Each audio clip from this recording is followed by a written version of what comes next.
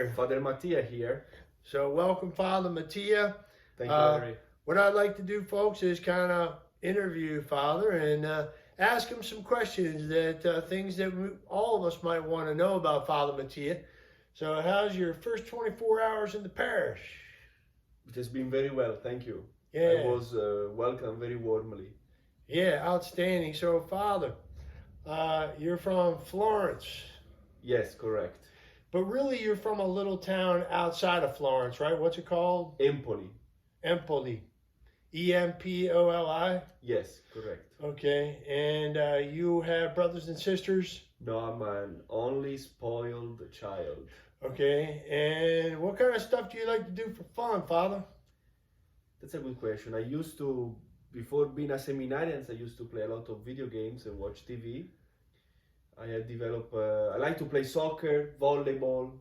Yeah. I love baseball, so I'm always up for a game. That's cool. How about wiffle ball? I like paintball. Paintball? Okay, fun. All right. So what about, let's see, dogs or cats? Cats. Always. Gatti, right? Gatti. Okay, so you're a cat lover. That's great because I've already introduced him to the cat on the back deck out there. Still no contact. We will see. He's got to earn that, folks. You know, that's something you got to earn the trust of that cat. I had to earn by patient effort. All right, so we'll get him there. Now, let's talk about serious things. Dunkin' Donuts or Starbucks? Starbucks. Yeah. All right, what do you put on your pizza? No pineapple. Oh, come That's on. a blasphemy. Oh. If you have eaten pineapple pizza, don't come to me to confession. I refuse to give absolution. All right, so what do you think of American style pizza? I mean, compared to Italian pizza, are you legit or not legit? I'm open. You're open. I'm open. There are many places here in the States that do American pizza and I like it very much. So which ones? I've eaten many times at Pizza Hut. You like Pizza Hut? Yes. Okay. Papa John's. Thin, thick, or what do you like? I also enjoy Chicago deep dish. It's not You like bad. that Chicago deep dish? It's not bad. I enjoy it. Yeah, good. But I prefer the places like around here that there is Blade's Pizza or Mode Pizza that they do their personal one. Yeah. Where you can tweak it as you want. Okay, cool. I really enjoy those places. So, folks, he's from Italian, so you know what people typically think of Italians is that they got cooking skills. You got cooking skills? Some of it. All right.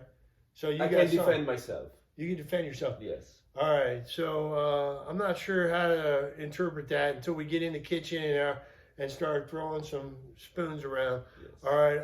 We'll see what we can whip up in there, and let's make some pasta someday.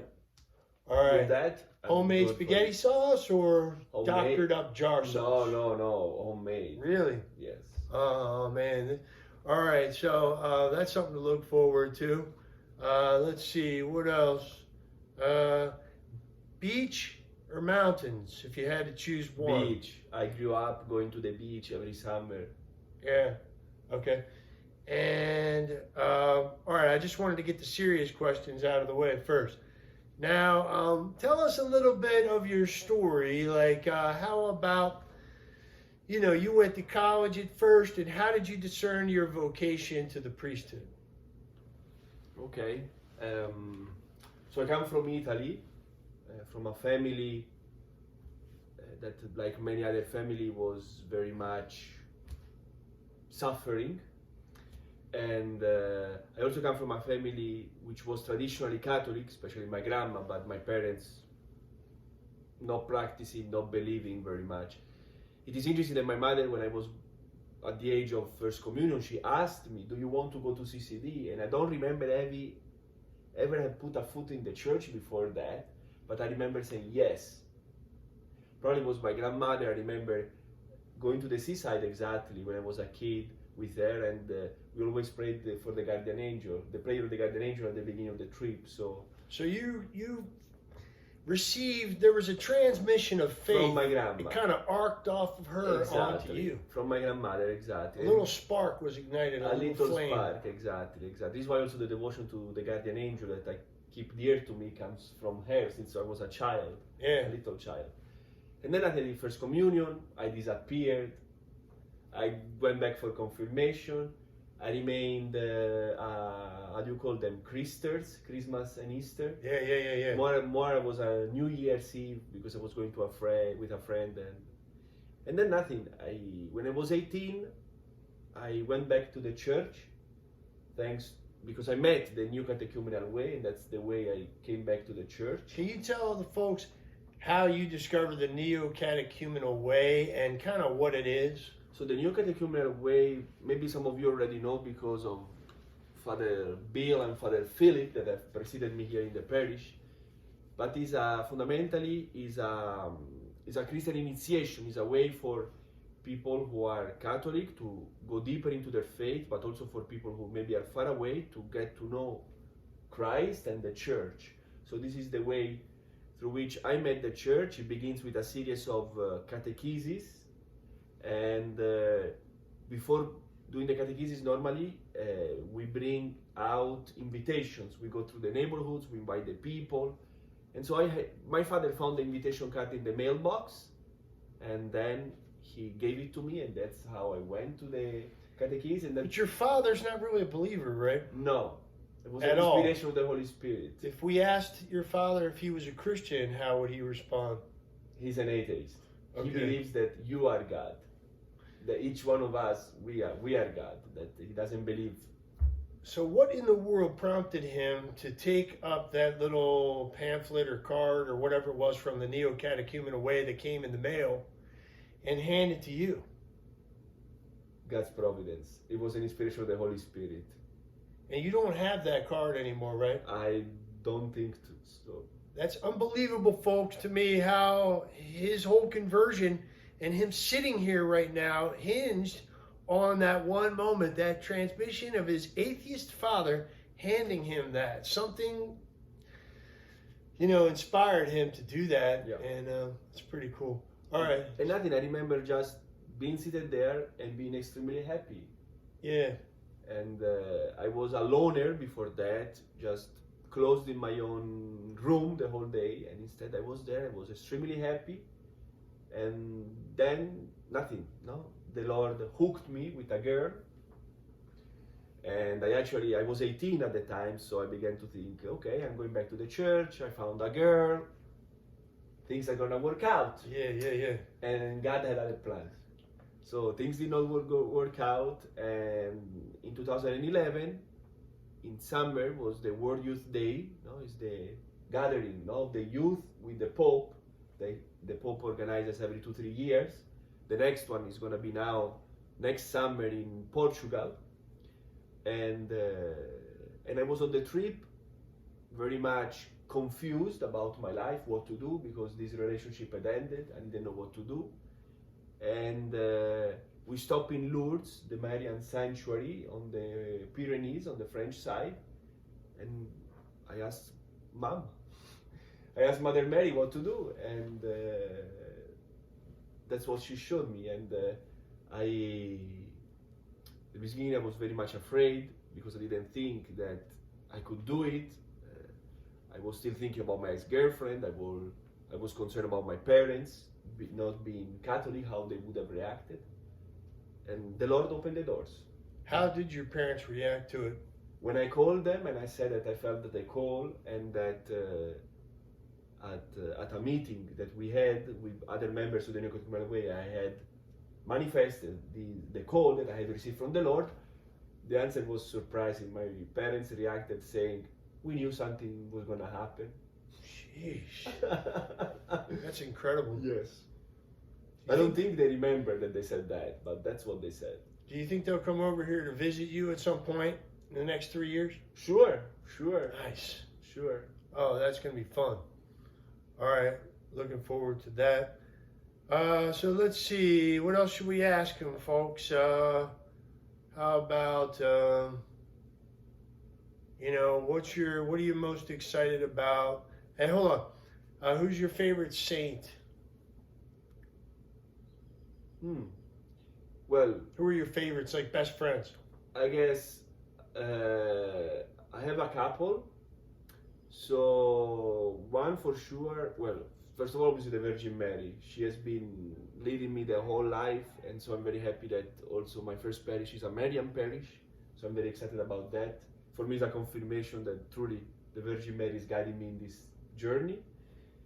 And obviously, since I felt my vocation on Lourdes, a saint I am somehow deeply connected to is Saint Bernadette Soubirous, because also part of my vocation came reflecting about her life, that at a moment, at 23, like I was at that moment, she was pondering marriage or religious life, and then she entered the convent. And so that fact helped me also to begin to think about my vocation. So Bernadette Soubirous. Then I'm very, somehow I always had a devotion to Saint Rita of Cascia, an Italian saint, the saint of the impossible causes. And I also discovered recently Saint Damian of Molokai. He's really an impressive American, although he's European, but American saint. And there is a blessed that I really like. His name is Blessed Bartolo Longo. He's an Italian. He was a Satanist and really lost. And then at a certain moment, one of his friends died. And he understood that he was going to be the next one, that what he was doing, playing with the devil, was not a game.